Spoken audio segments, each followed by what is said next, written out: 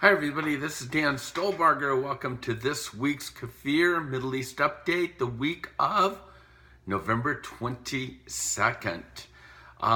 Breaking news. Just this morning, just as I sat down to begin taping, again, no big surprise here. We've been talking about the potential of a third election from Israel, but President Rivlin's quote is that we've entered a time of unprecedented darkness regarding the coalition building unity government aspect. After Gantz and Netanyahu failed to build a government, a never before used electoral law has opened a last window for any lawmaker to win a majority backing as prime minister, or the new elections will be triggered. More than likely, we're looking at new elections probably in March, with Netanyahu's government as sort of still in place until a formal election, a formal new Knesset is established. But I said, this is crazy. You know, it's almost like if we could get a snow globe. And you know, when it's all settled, it looks nice and clear. But I'll tell you, this week, shake it up, because this thing is a mess. Because the Attorney General has just announced Netanyahu will stand trial for bribery, fraud, and breach of trust. This marks the first time in Israel's history that a serving prime minister will be facing criminal charges. What that does to this whole unity government, the new elections, Netanyahu, Benny Gantz, blue and white, the snow globe is all white right now. Now, with all of that in mind, Israel's government, let's take a look at the weird, crazy, traumatic things that's happening worldwide. Now we've got the Vatican. This is what I call news bites. By the way, make sure you access the PDF PowerPoint at holygroundexplorations.com. More information here than I have time for on the YouTube. Also some incredible photos that go along with the different articles. Now, we've got this whole Trump peace plan. We've got Trump now, we'll talk about this later, basically saying historic news. We're no longer the United States, after months of investigating the international laws regarding the Jewish communities in Judea and Samaria, also known as the West Bank. The Trump administration has now concluded that the Jewish so-called settlements in Judea and Samaria do not go against international law. This is jaw-dropping, eye-opening news. The decision by Trump's administration reverses the 1978 legal opinion of the State Department that stated that Israeli settlements are illegal. Now, what's the ramifications of that? Guess who chimes in? The Vatican. The Vatican says that the calling of Jewish cities and towns in Judea and Samaria legal further undermined the Israeli-Palestinian peace process. They're going to go on to say, well, let's talk about why this is important, why it matters. Netanyahu, in hearing this news, welcomed the move as historic and expressed his appreciation in a phone call to Trump. And the announcement, however, there's a lot of things around it, but this announcement will serve as a political boost for Trump with his evangelical base.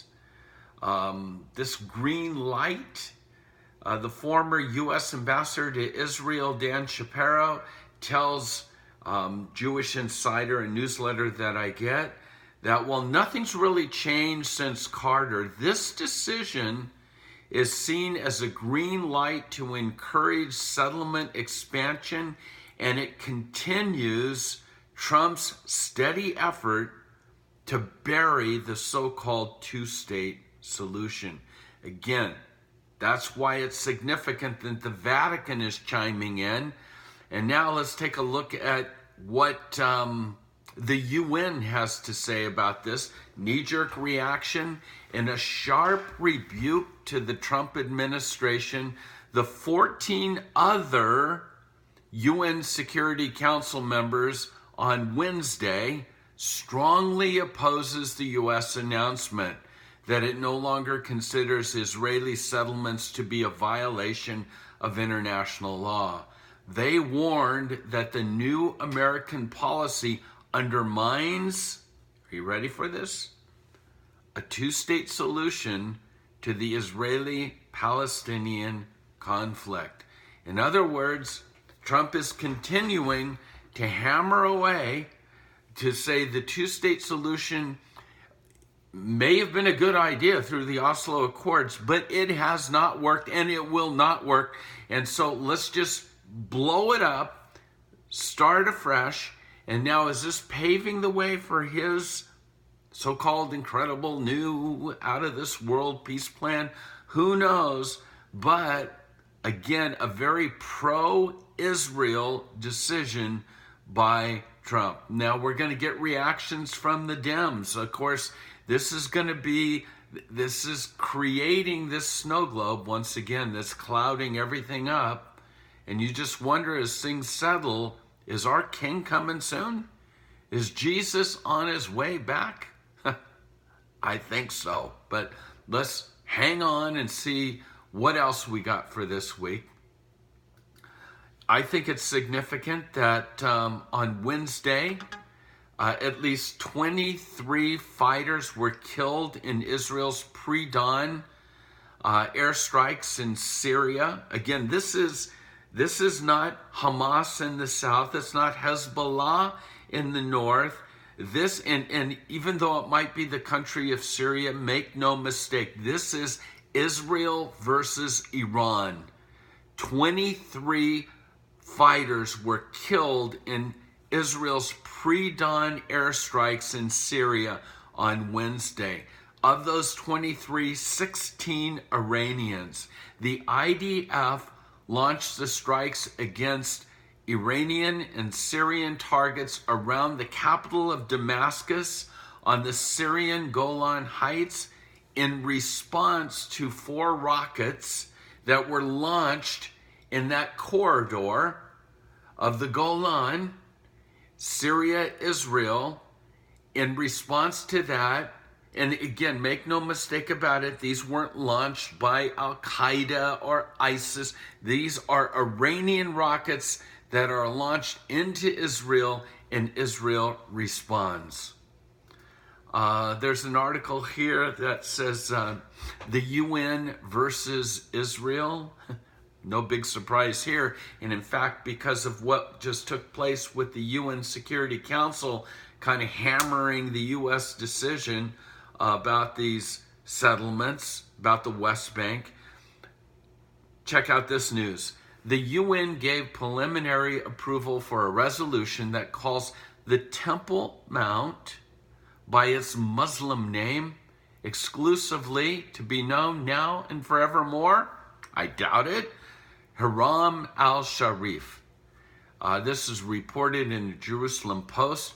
It was voted upon in the UN's 4th Committee in New York City, and the vote was 154 to 8. The vote featured 14 abstentions as well as 17 absences. It's only one of 8 anti-Israel resolutions that were approved last week. And they're expecting 15 more anti-Israel resolutions coming up that will be approved as well. So don't even refer to it as a Temple Mount. From now on, according to the UN, the Temple Mount shall be called Haram al-Sharif. Again, denying even the presence of the Jewish temple on the mount itself. So again, you'll see in the photos, you can understand why, through the eyes of Israel, the UN stands for the United Nothings. Okay, one last article. I got one last comment. I've got a couple more that you can read on your own. But we talk about this Palestinian peace plan. Check out this picture. Two little boys, machine guns to the head of another little boy on the ground with the Star of David helmet on. This is the Palestinian peace plan. Graduating with a full proficiency of hate. These little boys, they've been through 12 years of radical education, starting literally in grade 1 when they're asked to learn the letter H through using the word hajam, which literally means attack. And then the letter S, they'll learn sha'id, which literally means martyr. From birth through school, this is the Palestinian peace plan. And we wonder why there's no peace in the Middle East. Well, that's the report for this week. God bless you. Again, Maranatha. May Jesus come and make sense and reign once again. May Jesus open the eyes of both Muslims and Jews to receive him as King of Kings and Lord of Lords. Amen. Shalom.